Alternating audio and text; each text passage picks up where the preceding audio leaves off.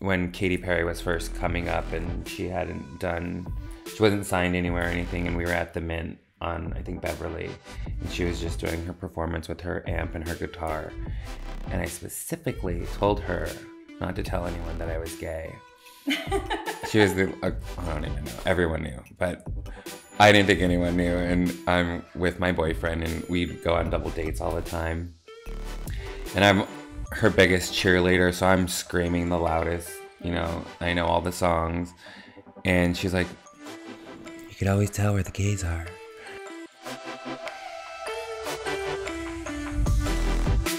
You are so many things, Marsha, and in the little time that I have, gotten to know you online, I'm already fascinated at the amount of life that you've lived since you've moved to LA.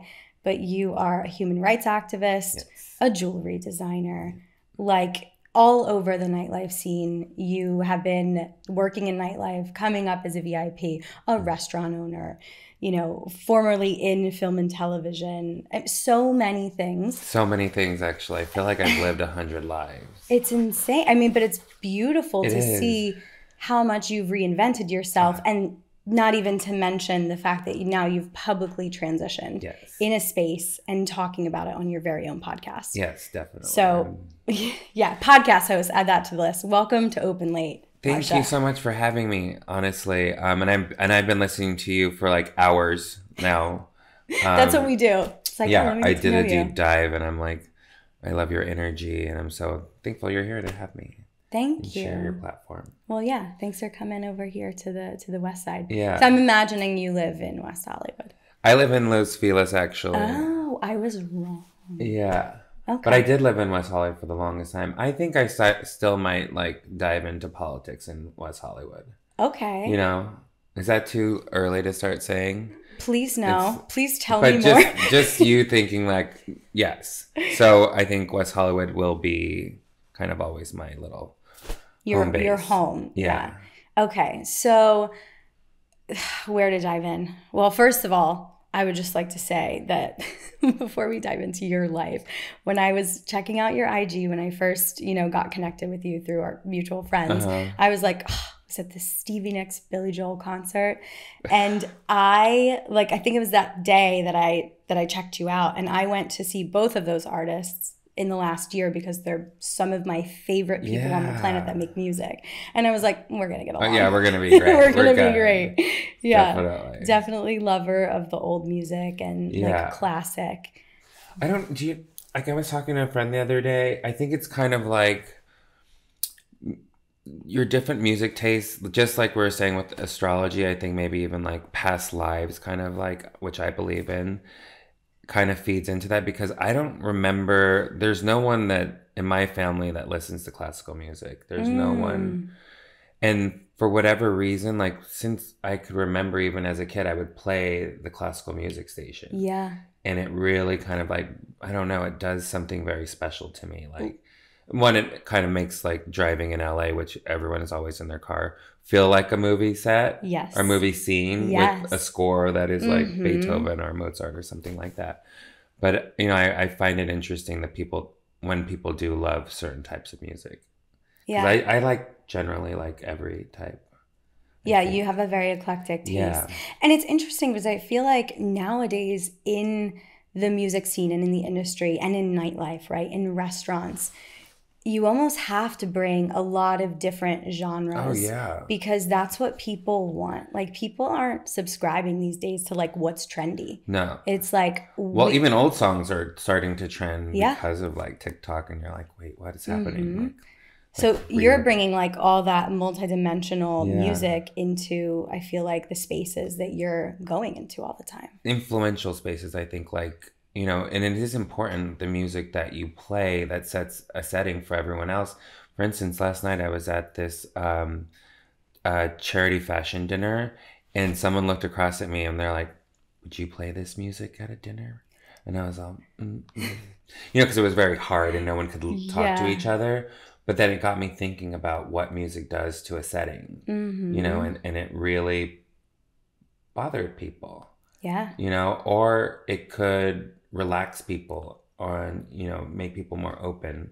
Right. You know, if someone here is like lightly hearing in the background your favorite song, it puts you into a mood. Yeah, already. You know, so it's super interesting. You know, I was thinking about like what we do for our restaurants and nightlife and nightclubs. And it is about like also reading a room and being able to like figure that out. Being able to see like what can elevate the space and what can open people up even more. Yeah, and you have to almost foresee that. Like, these are the types of people that are coming tonight, and or even walk into a room and be able to be like, I think we need to change the mood up. Right. You know? Yeah. I want to dive into nightlife, but I also would love to do this in a bit of a chronological order. You want to go in the beginning? I would love to go to the beginning, classic podcast host shit. Yeah. But I think for people who don't know you, you know, knowing that you've been in the nightlife scene a long time in Los Angeles, but you actually come from a small town, right? Yes. Yes. In Central California. I was actually in like Future Farmers of America and like listen to country music. Wait a minute. Yeah. You were in FFA. I was in the FFA. This is so crazy. I went to a high school in Pennsylvania where the FFA was the biggest club that they had. That chapter. Yes. The Pennsylvania chapter. Yes. Yeah, it was wild. I don't exactly know how I got into it. I think it was either you took agricultural science or you took chemistry. And a couple of my friends dipped out and took agricultural science. And then there I was like dissecting a cow and grading oranges all of a sudden. And I'm like, well, I guess I'm in this world.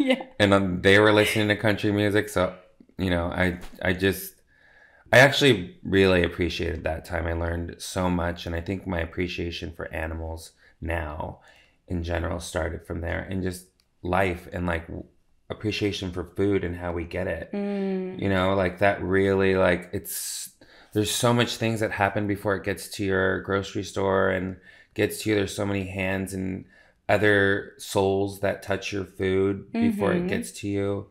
And, you know, I've always thought about that. I'm so grateful that I did do that and took that time for myself, even though it wasn't always easy, I'll tell you, because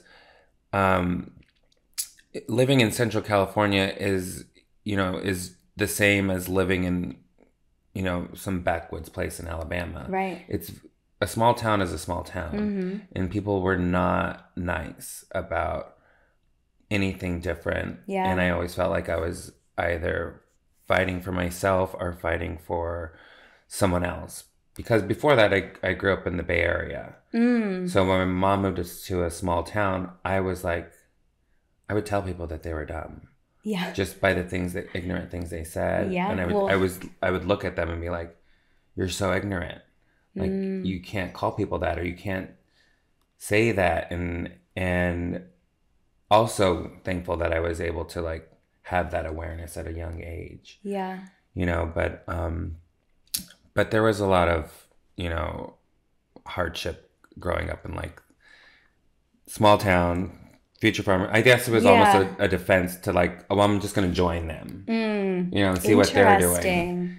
And, you know, then I had like friends that would defend me, and like, I didn't know about my sexuality then. I was going to ask, so like, when did you realize that, you know, sexually you're like, I'm not the norm. That is what's here, you know, because this is very, you know, closed-minded, probably very heteronormative.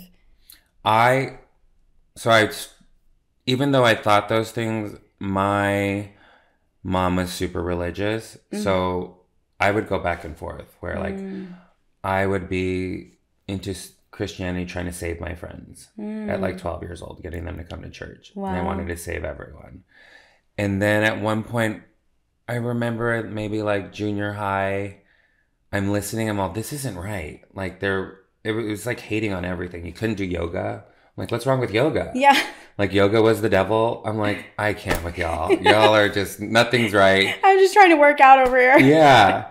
But so I had a lot of struggle with, I didn't know that I was gay then. I would think some guy was cute or in the locker room or maybe admire their body or something, but I would never act on it. I wouldn't. Just because it was just society-wise. Yeah. Especially in a small town. anyone different got picked on immediately. Yeah. Also, as a kid, I feel like you don't realize that that's like, and I'm doing air quotes for people who aren't watching the YouTube and just listening, like normal, because, you know, society, like this is the norm. But I remember being younger and being really attracted to women as well, and like being attracted to everybody, actually. Yeah. And I didn't realize that that wasn't the norm until I got, you know, into like later years in high school. Yeah. Yeah. So I imagine you're like, you know, looking at guys and being like, okay, like good looking or whatever. Yeah. Not realizing that. But I got hit on in high school and I responded very badly, you know, and it was like looking back, I'm like, what? You were in drama as well. And like I was coming from a drama trip, and this someone in my class asked if they can kiss me, and I was just like, get away from me. Yeah. Like, so you pushed him away. Pushed him away, and like was so freaked out by it. But really, I was freaked out for my own feelings. Yeah. And what that would be. It wasn't until I moved to LA. I was still trying to date girls when I moved to LA, and my roommate was like, she didn't say anything at the time, but she was just like, oh. And I'm like, I'm gonna go get that girl's number, and she's like, go ahead, sweetie. Yeah. Was she older than you? No, we were the same age. Okay. So we kind of were just discovering things along with each other, and she's still one of my best friends today. And it wasn't until I was about 19, maybe 18.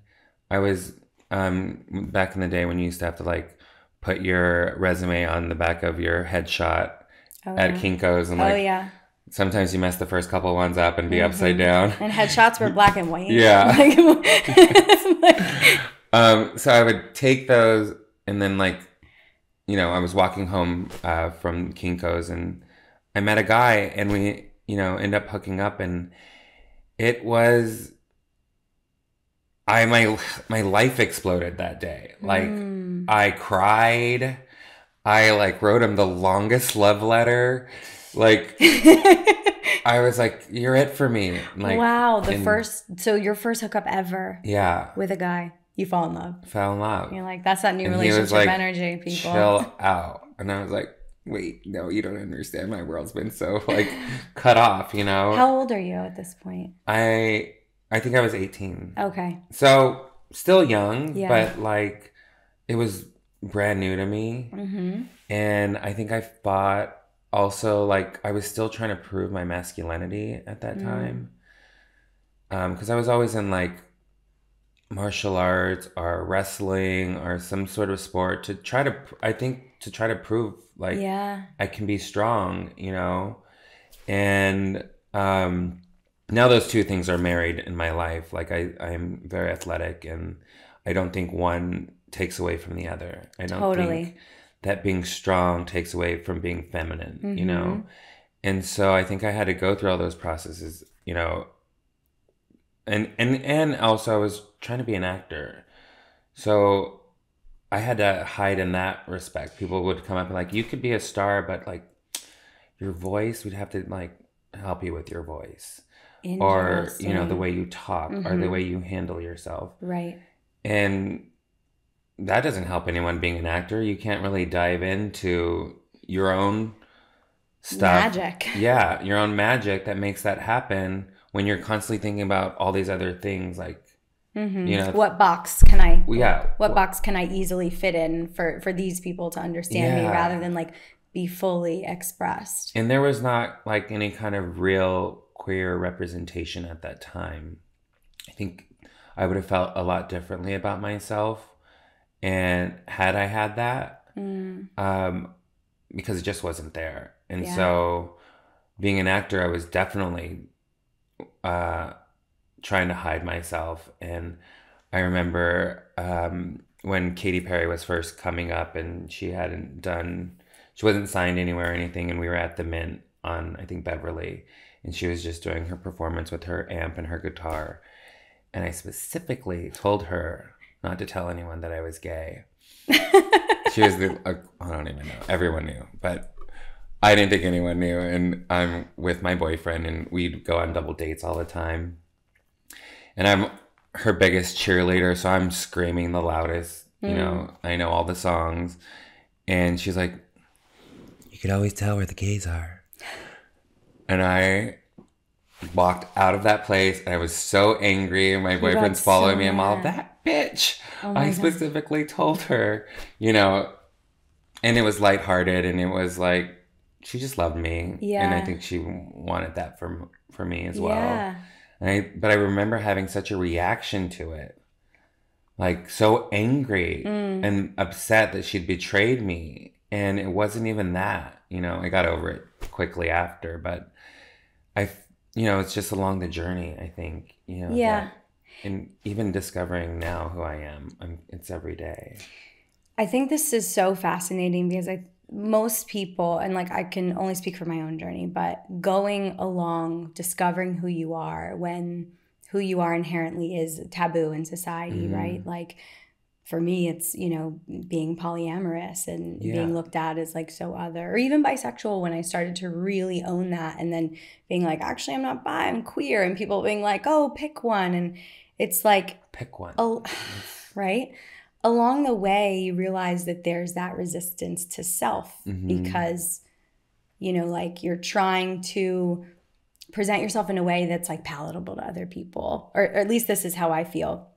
So hearing you tell your story of like not wanting to know, like not wanting people to know or not wanting to be found out, I'm curious when for you it switched to be like, oh, don't tell anybody, to be, you know, here I am unapologetically.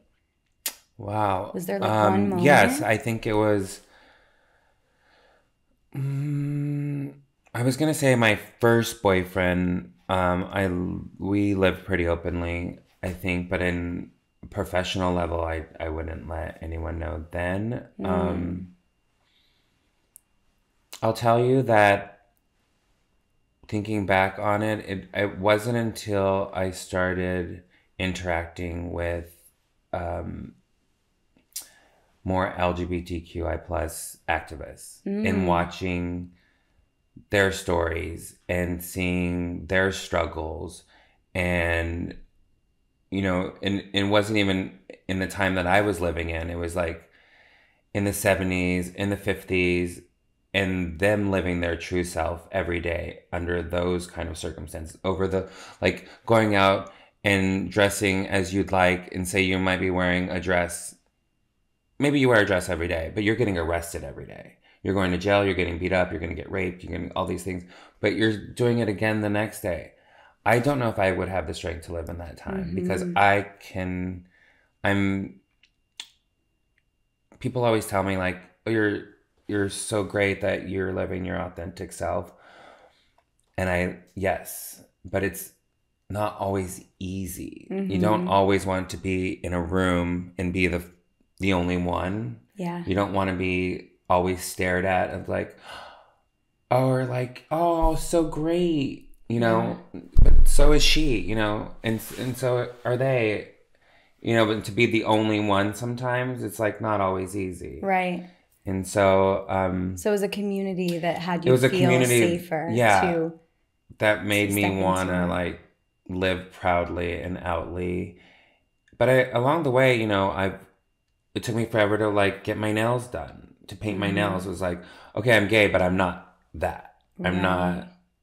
Or like someone would be like, again, for Katie, she's along my journey the whole way. So, for her Hot and Cold music video, she wanted me to wear a dress. Yes, you were in that video. Yeah, and I didn't want to wear a dress. I was embarrassed. I don't know why I fought it so much, but I called her the next day. And I said, how about I wear a pink tuxedo instead, you know?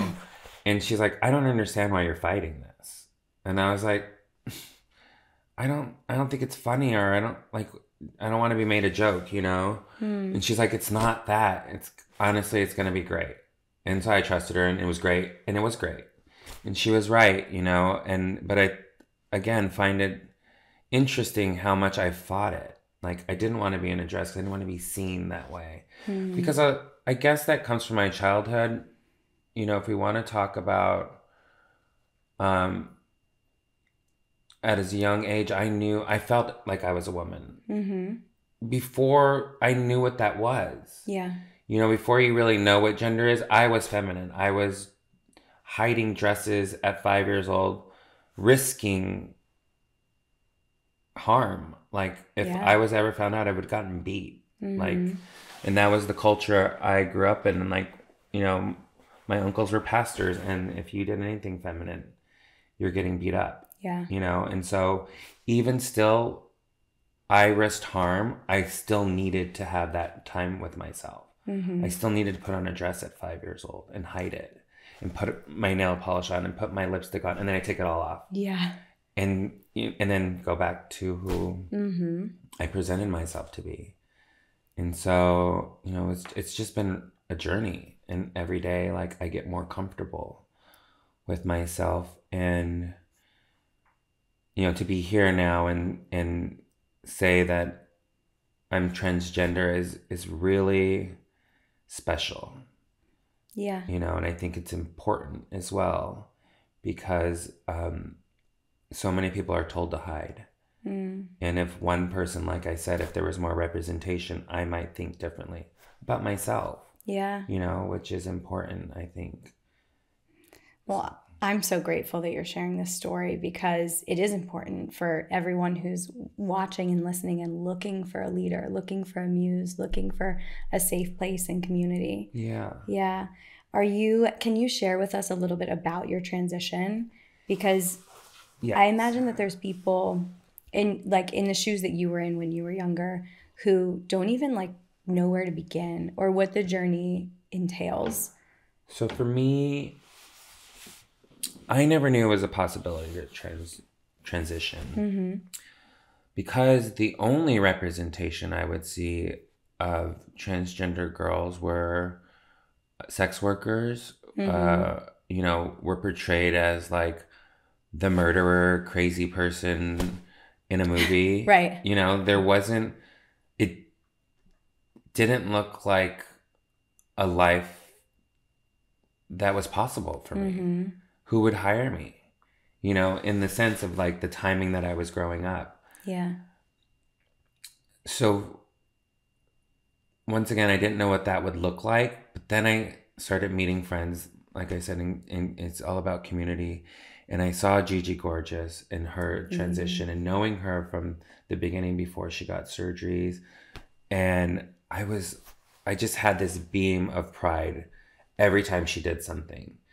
And why? I think because it made it a little bit more possible for me every time she did something. It would chip away at that wall that I had built up for so long that wouldn't let that 5-year-old be. Because I stopped letting that happen. I stopped dressing in women's clothes, or, you know, at a very young age. So I really repressed it. And so by the time, you know, now where I faced with my transition was during the pandemic. I was sitting with myself. My phone's not ringing because no one needs anything from me. No one needs a reservation or to be led into a party. My phone completely starts ringing. Yeah. You know, no one's asking, how am I doing? In a sense, besides my clothes. But because my phone would go off like a lot. Yeah. You know, a lot. Yeah. Nothing happens in Hollywood without you. Well, and, you know, for my like small area of that, but yes. And so those friends that are your friends every day, like, we're family, right? Those all went away in an instant. And I was like, okay, well, who am I really living for? And I sat with myself. I meditated. I talked to the moon. I talked to the universe. And I said, okay, I'm going to do this, and I'm going to know that I'm always protected. I'm going to stop worrying about what everyone else thinks. And that moment, you know, I just slowly started. And again, my friends were driving forces in it. Like, when I wasn't particularly, I wouldn't say ready, but I didn't know how to do the next steps. Do you want to be called Marsha? You know, my friends would say, and I'm like, yeah. Okay, next trip, everyone, this is Marsha, she, her. Yeah. And then I would come back from a trip, and then other people weren't calling me that. and it would feel off. Yeah. Marcus felt off to me. I've already gone too far. And so now having people call me Marsha, and I wanted to stick with that. I just wanted to, my first year of transitioning, I wanted to just come out publicly as transgender and see where that sat with me. And it only was positive. So now I'm starting hormones that I just started a couple months ago, and T blockers. Yeah. So that's what I'm doing right now. I've decided to do the patch and not the shot. Okay. My doctor says it's pretty much the same thing. This is all information that I'm learning and growing from. And I asked, some transgender sisters what they do. And everyone kind of does it differently. I was talking with Yanta in the car on the way over, and I said, I have another friend that told me she doesn't do any of that. And you couldn't tell. And your transition has nothing to do with the things you do for it. You don't have to do anything. Right. It doesn't make you less or more of a woman. These are steps that I want to choose for myself. And it's all different along your journey. Like I said, I'm just trying things. I'm going to try the hormones for a year and see where I go. And then I think I'm going to explore FFS, female feminization surgery. Okay. There's like these kind of little things that you can do to, you maybe not even notice that I would have any surgery. I don't. But in the time that I do it, they just kind of tweak these little things that like feminize you that you don't think about. And so, I think that'll be my next kind of dive in. We'll see. I don't particularly think at this point that I need or want any surgeries. But sometimes, when I see other trans girls get to their next level or their next step along their journey, sometimes I want, I want to know what it's like to have bigger boobs. Yeah. Those kind of things. Not because I think that's what makes a woman, but it's kind of what is coming along to form myself. Right. You're like Marsha. Curious about how it would feel. Like, in your body, on your body. I have to say, I really love, it's so Taurus, actually, the way that you're going about this process. I think you're like, I'm going to do this piece and I'm going to give myself a year. Yeah. And I'm going to sit with it and like see how it feels. It's such a grounded way to like explore yourself and like all of who you are. Yeah. And I think that's really amazing. And not that that's the right way, right? Like whoever's listening, there's no right you're way. Like, running out to do these things because it's like what you've always wanted. Of course, like that's what you should do. Yeah. But I think it's really cool that you are in a space of like exploration and play and like giving yourself time to evolve. It's really cool. It is that. But since then, lately, I find it hard, or I don't feel like Marsha when I wear pants. Okay. Like, I can't touch any of my masculine clothes that I had before. No mas. No mas. Like, and in celebration, I don't think I should. Yeah. Because now I finally can wear the dresses that I want. I don't have to hide them underneath the sink anymore. I can live freely. And, also with that, it comes with its challenges as well. Like, I don't feel comfortable always in, like, going directly into the women's bathroom. Or I definitely don't feel comfortable going into a men's bathroom. Yeah. So I'm in this kind of, like, limbo stage that I'm finding ways to be comfortable with myself because, it's hard to get rid of all the society noise of what's wrong and what's right. And I don't also want to disturb anyone else's peace, but that's not how I should be living. Right. I should, but these are these things that I go through. It's a constant conversation, me sitting in my car and where do I use the restroom? And I have safe spots that I've made up that I've found along the city of like, well, if I make it this far, I can go here. Yeah. If I make it over here, I know this bathroom is an all gender bathroom, and I'll go there. You know, even in my own office building, like I choose floors to use the restroom where I know that there's not very many people on. I don't want to be seen in the bathroom. I don't want to have any interaction, and I have girlfriends that are better at it than I am, or are more resilient to it. You know, for instance, like I remember being at one of my spaces, Blind Dragon, and I was talking to my friend Sophia, who's partners with Caitlyn Jenner, and we were talking for a brief second. And I was trying to like not, you know, have anyone hear me, but I was scared to use the men's restroom because I was in like I had a wig on, and this is before my transition, before I like was comfortable with it. But I didn't feel comfortable going to the men's restroom, and I said, "Will you go to the bathroom with me?" And Sophia was like, "What is that, honey?" And I was like, "Oh, I don't feel comfortable going to the bathroom." And Caitlin walked over, and she's like, "What's going on?" And then Sophia's like, blowing up my spot. She wants to go to the bathroom, the women's bathroom, and Caitlin puts down her drink. She goes, "Let's go." Yeah. And marches in there, swings the door open. And I was like, well, okay. Yeah. And then I used the restroom, but I felt safe in that moment. It was like one of the first times I've used the women's bathroom. And then in New York, we ran into each other at a fashion event, and she took me right to the bathroom again. And it was just like, you know, that's great to find, you know,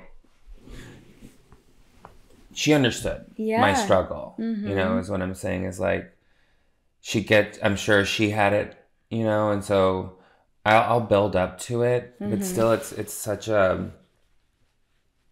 a constant struggle in my head every day. Like, where's the bathroom I'm going to use? Yeah. And like for people listening to this, I'm so happy that you're sharing, because it's not something that someone who, you know, was born as the gender that they feel would ever have to do those mental gymnastics. Yeah. You know, and it's like sharing our experiences and our inner thoughts it's so, you know, if we have the safe space to do it, like, and it takes a lot of courage as you're sharing and demonstrating for us, it's so important for the younger people coming up to hear that, like, oh wow, okay, like they feel that way too. Yeah. And I have to say, like, you have this trend in your life of like your friends kind of like crusading for you and like pulling you out, like being like, no, okay, this is it. You're wearing a dress, or like you're going by she, her, or like we're going to the bathroom. Yeah. It's like that. It's cool to know and to hear that you have people that really see you and people that show up and support you. And so I'm just getting the chills now when you said the people that really see you. I ran into a friend in Texas, and he called me Marcus, and I said, "Oh, it's Marsha now." And he's like, "Oh, so is this it? Like, just dresses for you? Like, no more male clothing?" And I was all, "Nope, this is it." And when I came back to the table, I told my friend, my best friend August Getty, and I was like, "Oh, he said it in like this kind of weird way, like, this is it? Like, this is it for you?" And I had to like explain, like, "No, this is it. Like, I'm not, what?" Yeah. And he's like, "Well, then he didn't really ever know you, because if anybody really ever knew you, they would know you were always a woman." Yeah.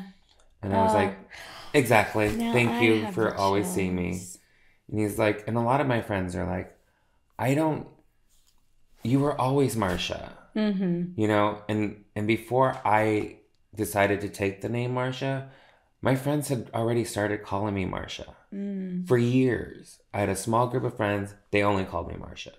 It was a nickname they made up through Marcus. Yeah. And for whatever reason, that's who I am supposed to be, was Marsha. Because I'll tell you, like, I was on this plane, and the woman checks me in, and these are just kind of those like affirming moments in your life that if you look back, this is who you're meant to be. Yeah. You know, like, just like within my business of, you know, restaurants and stuff, like that road led me to everything I needed to be then. And so this woman was like, "Hey, you're Marcus. I'll be serving you, and you ordered the vegan meal today. Okay." And I'm watching a movie and she goes, "Oh my God, Marsha, I love this movie, Marsha." Overly called me Marsha. She Wait. sat on the chair and she's like, "Ah, don't you love her, Marsha?" And Yeah. I'm tripping because only my close friends had called me Marsha. And I'm looking at her like, what is happening? And I get off the plane and I write a friend that only knows I'm coming. I'm all, "Did you tell the stewardess?" This is a commercial flight. I'm like, "Did you tell the stewardess to call me Marsha?" He's like, "What are you asking? I don't know how I would do that." Yeah. And I was like, the strangest thing happened. And it's not strange because for me, it's just a marker of like the universe telling me Marsha is ready, you know? And it's just those kind of moments that I know that I'm on the right path. It's time for Marsha. Yeah.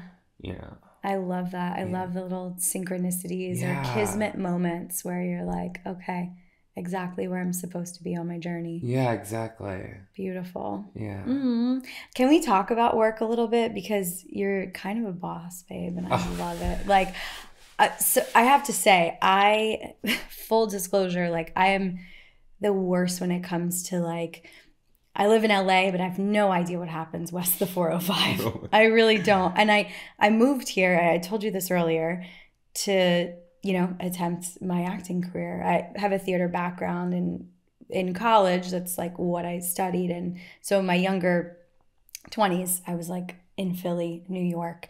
And then I gave it up for like 7 years. I moved to LA to pick it back up. And like, I was like, no, this is my dream. What am I doing bartending? So I moved here, and for 2 years, I lived in West Hollywood, and I, did every job I could get, like every web series. I was at the Groundlings, and I would go out at night to like clubs. And I would like, go to nightclubs and go to great restaurants. And you remember which I haven't been out in so long. I've been to Bootsie's. You've been to Bootsie's. Okay, and I actually have been to Delilah once, but it was years ago, like years. So knowing that this is your life, like fill me in. And how did you come up in, like, what interested you in nightlife and now like to be a restaurant owner? Well, I'll tell you, naturally, I love my own space. I love to be alone. I love, just sitting with myself. So, which is kind of not, like, one of my close friends always goes, what people don't realize is that you love being alone.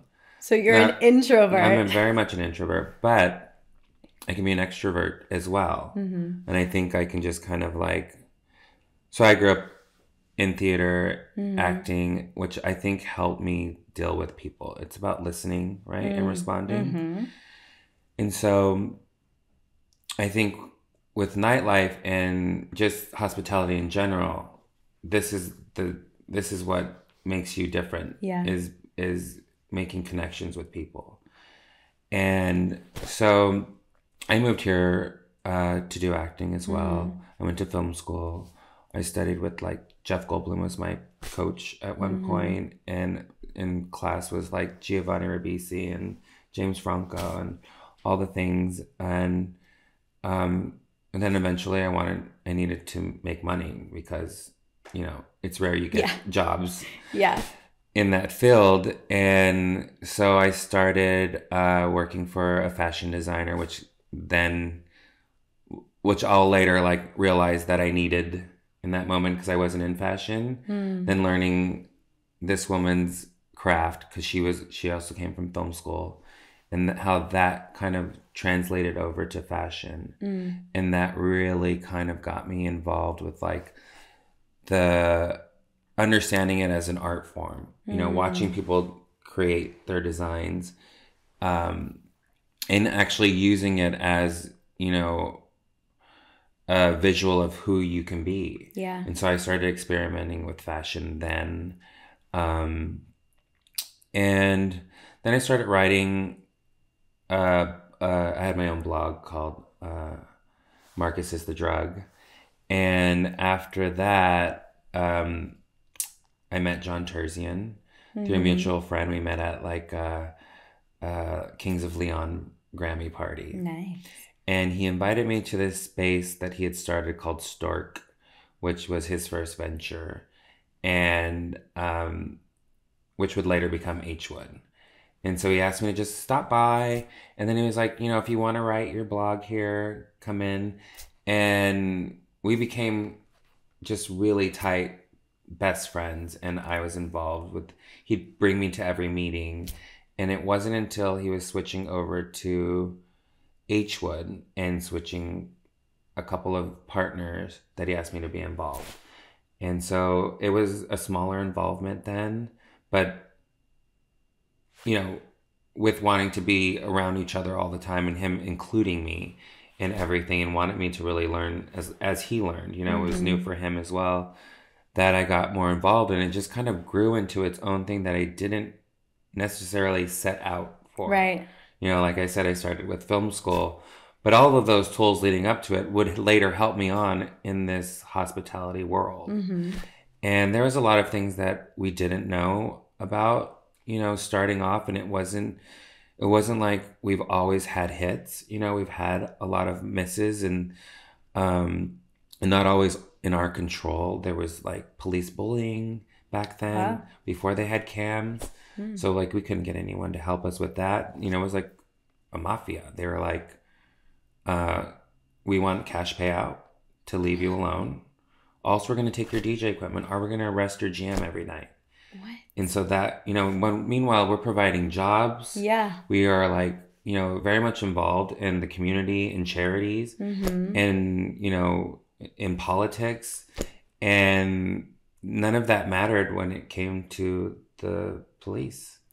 It's so interesting. Like no amount of like who we knew, none of that mattered. We had dealt with the mayor and the governor at the time, and none of that seemed to help. Yeah.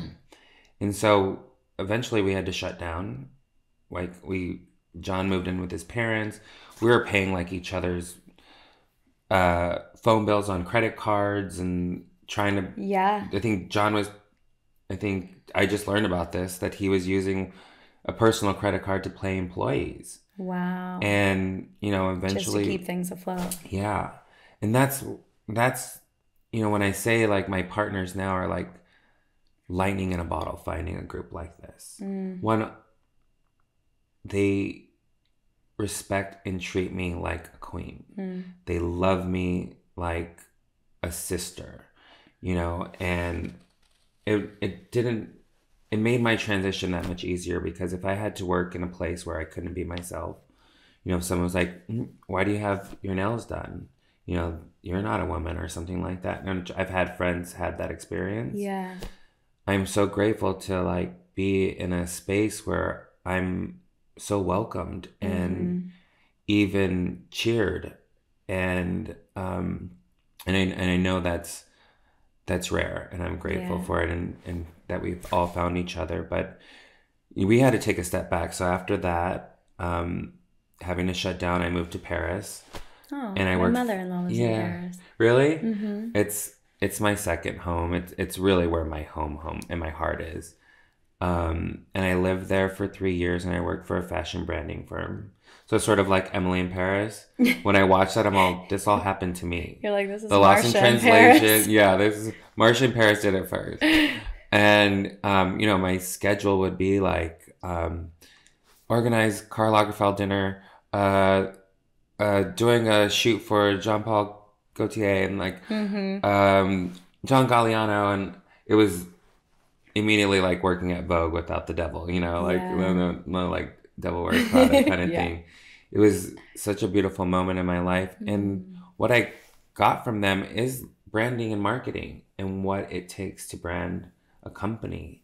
So then coming back to Bootsy's, this was our first venture after having this hiatus. Yeah. Because I was willing to stick around for the sinkage of that ship. I told John that I got offered a job in Paris, and he said, go. And I said, no, we're here with HWood. Yeah. And he said, we're sinking. And I was like, well, then we'll sink together. And he was like, go. Yeah. And when we start up, I'll call you back. Right. And he did. And so if Bootsy's wasn't a hit, and I was terribly nervous about what happened before, it's frightening business. it's day by day. You have to, it's not like you create a great space and you're good forever. Like we've got to continue that every single day and strategize that. Mm-hmm. And so when Bootsy was, and there was moments like we still had to fight. It wasn't an instant hit. It was in a sense. Right. But each season yeah. is harder with new places and all the things. Mm-hmm. So it was a struggle, but we had that, and then we just grew, and it kept going, and it wasn't easy again. We might have had like 5 places at this time, which people would be like, success. Yes, in a sense. But it was a constant struggle, and now we're at such a great place, but still we always keep, we're always in meetings. We're always trying to figure out what's next. Yeah, because culture just moves so quickly. Especially nowadays. Like there's always a new and there's always a TikTok of a new place, a new restaurant, a new thing. So keeping people coming back is a challenge. But I think through my life experience and my journey, this has helped with, hospitality and communicating with people.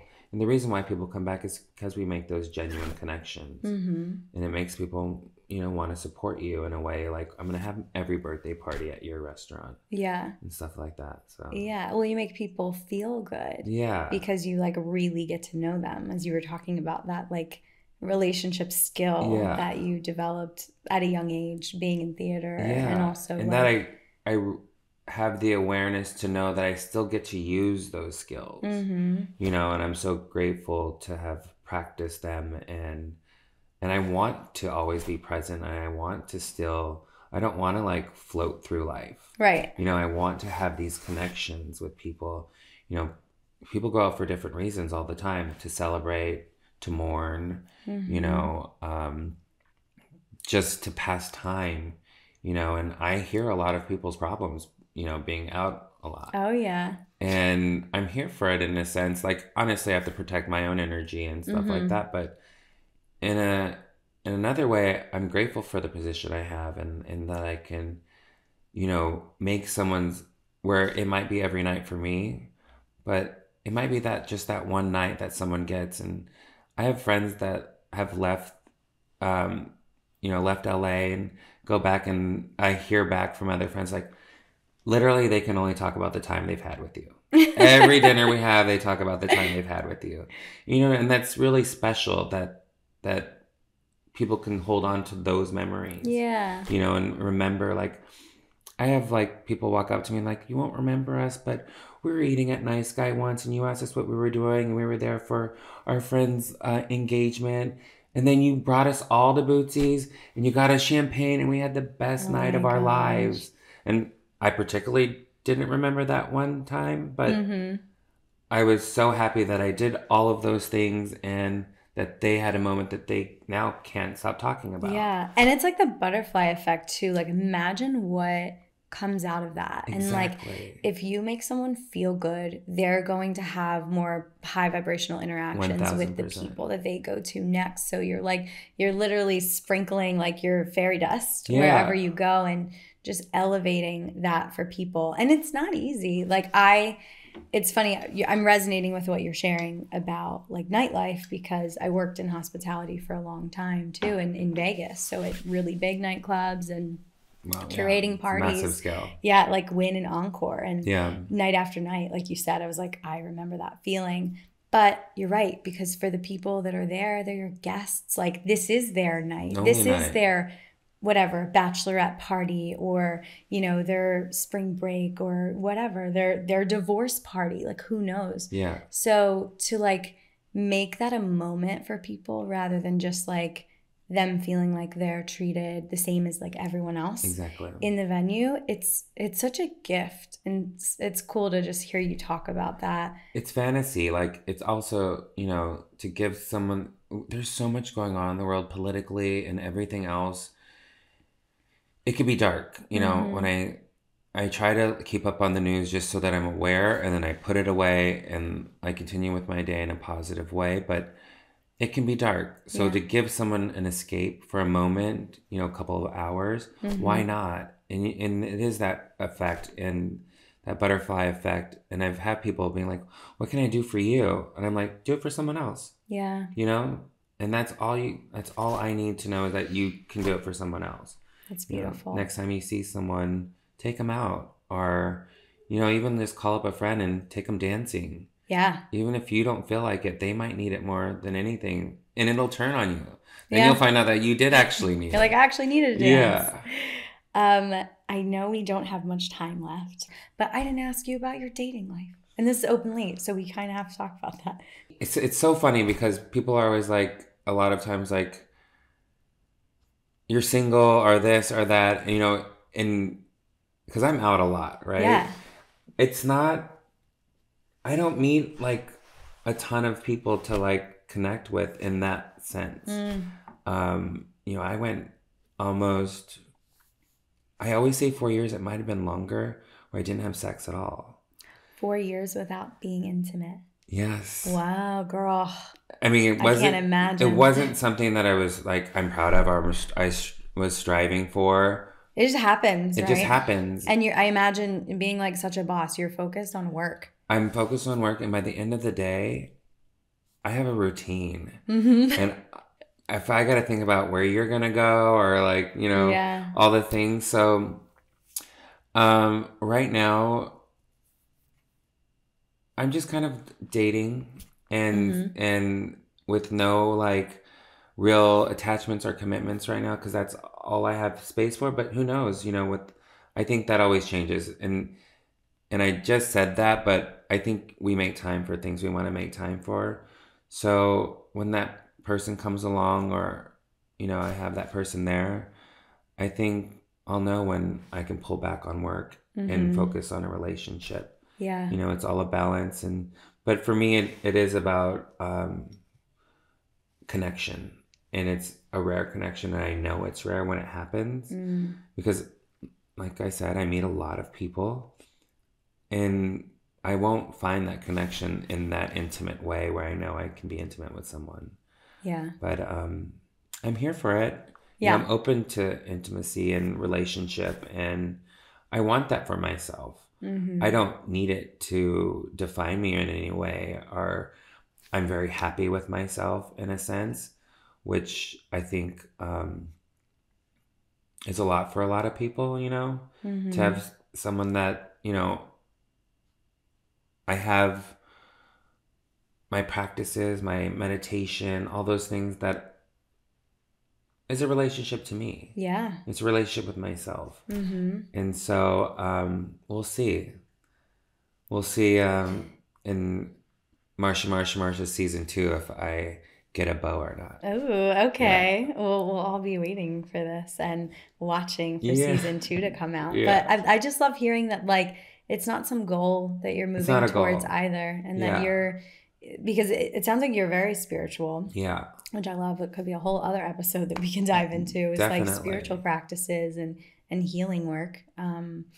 But to know that like you're focused on these other things that make your life feel really full, and that's not like the goal, is also almost radical in our culture, because people, I think, are born into our culture, which moves you towards like, okay, marriage and kids and like this and that. And check boxes. Right. And I've heard girlfriends use that as like, oh, you've checked all the boxes. Now you just need a baby. And I'm like, wait, there's not boxes for me.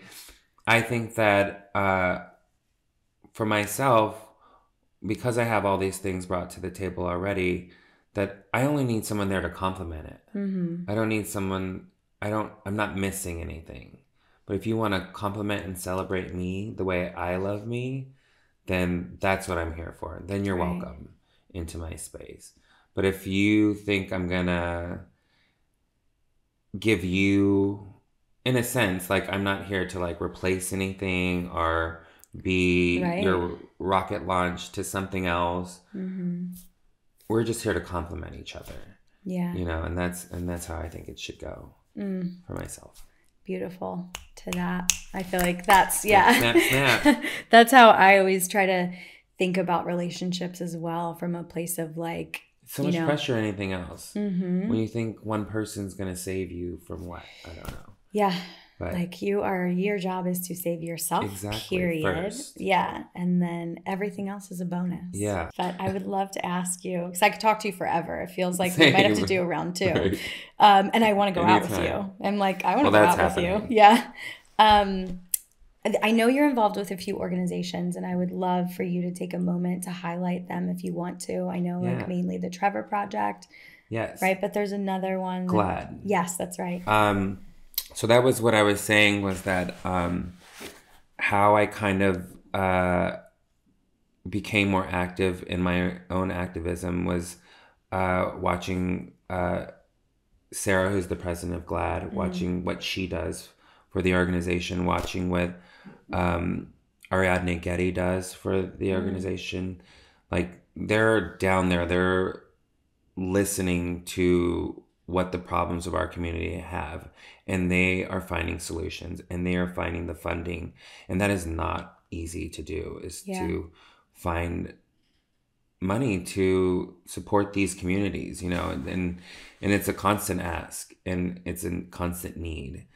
And so what GLAAD does is, you know, they help all aspects of the LGBTQI plus community. And the Trevor Project does the same, but the Trevor Project is more of a safe line. If you don't feel safe, or in whatever setting you're in, your home, your living space, if you don't feel like you can be yourself, or you just want someone to talk to, you can call the Trevor Project. And there's people there that are, and some of my great good friends are there answering phones, and they're have the biggest hearts, and they will talk you through whatever it is that you need. And it's such a special thing, because had I known about the Trevor Project when I was a kid, about all those times of like feeling frightened and scared, if I just had someone to talk to, it really would have changed those moments to not hurt as much, you know, and to keep you going another day. And I think that's the main message, is that if we can just go another day, it does and can get better. And I think those are the 2 main organizations that I try to focus on. You know, thank you. We also have another one that John and I are really passionate about, and it's called Imagine LA, and it helps get homeless families off the street and give them sustainable tools that will keep them off the street and help them manage their lives. Wow. I've heard of Imagine LA, I think. They do a lot of great stuff. Awesome. Yeah. Wow. Okay. Well, we're going to link ways for people to get involved in these organizations in our show notes for sure. Thank you. But in the meantime, I want people to follow you. I want people to listen to your podcast. Marsha. Amazing. Season 2 is going to start soon. Yes. So I'm super excited about it. Well, very cool. Thank you so much for coming here today. Thank you for having me. And this was so lovely, and such a great energy space, and I loved it. Thank you. Well, we used to do a lot of Reiki in this room, so I think it's still it's still here. It's still lingering like a bad alcohol smell. Thank you so much. Thank you.